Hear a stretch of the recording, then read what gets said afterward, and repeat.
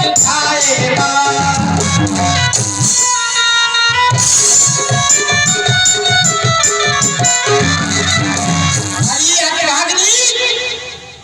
तूने किस अभागे के बच्चे को खा लिया? तेरा सत्यानाश है। मक्कार कहीं की घर से बाहर निकल।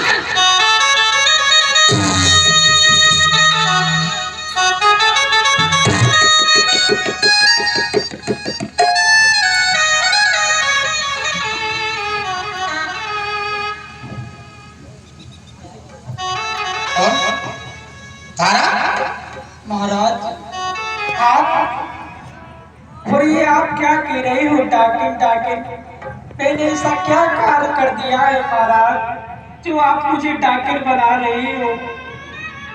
वाह वाह रे ईश्वर, वाह रे परमात्मा। कहीं पर तो कलम सीधी चलाई होती। हम बदनसीबों की किस्मत इतनी टेढ़ी न बनाई होती जिसने आज तक ये कदमों पर नौछावर प्राण निर्दयी जल्लाद की तरह ये लेता है इसकी जान। तारा, तुझे डाहिन का करार दिया गया है इस काशी शहर में, और मेरे मालिक का आदेश है कि मैं तुझे इस तलवार से समाप्त करूं। याद करना है तो मन से याद कर सकती है। यदि कोई फरियाद है तो वो परमात्मा की कर सकती है। उसके पश्चात न मेरे पास समय है न तेरे पास में समय है। महाराज, एक मेरी आखिरी इच्छा है महाराज। बोल।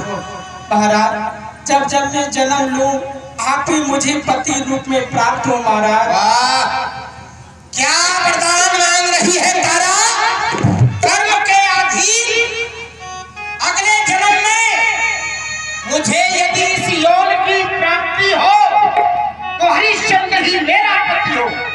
इस जन्म में मुसीबत और आपत्तियों में कोई कसर रह गई है जो अगले जन्म की तू आशा कर रही है।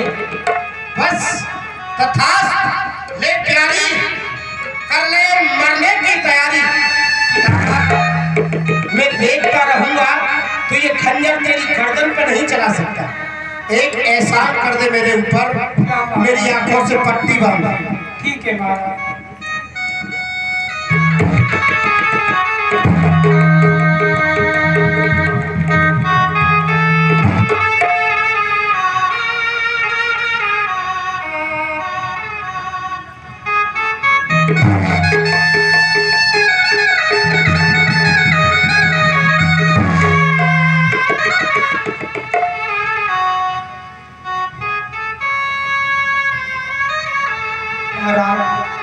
मैंने आपकी आंखों में पट्टी भी बांध दी है। अब मैं अपनी गर्दन नीचे करती हूँ महाराज।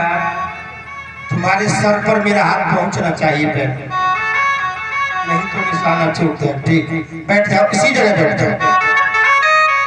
हे ईश्वर, हे परमात्मा, आज मैं वो कर्म कर रहा जो इस सृष्टि पर आज तक किसी अधर्मी ने, किसी नीच से नीच प्राणी ने आज तक नहीं किया है। हे ईश्वर, मैं आपके चरणों में प्रार्थना करता हूँ, मुझे क्षमा कर देना, क्योंकि कर्म की कसौटी को यही मंजूर है। तो फिर मैं इस पर खरा उतरना चाहता हूँ, चाहे ये खंजर मुझे अपने आप पर भी चलाना पड़े तो मुंह नहीं मोड़ूंगा। तथास्तु, ले प्यारी, कर ले परलोक जाने की तैयारी।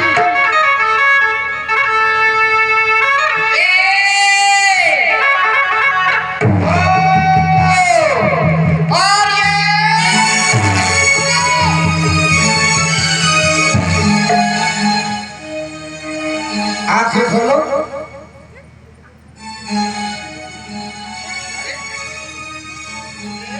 ये गुरु जी ये धर्मदेव है, ये सत्यदेव है, और हम तो विश्वामित्र नहीं ठहरे। और तुम्हारा परीक्षण किया जा रहा था हरिश्चंद्र जी भगवान। तुम्हारे गुरुदेव में और हम में ये बात ये लग गई कि हम कह रहे थे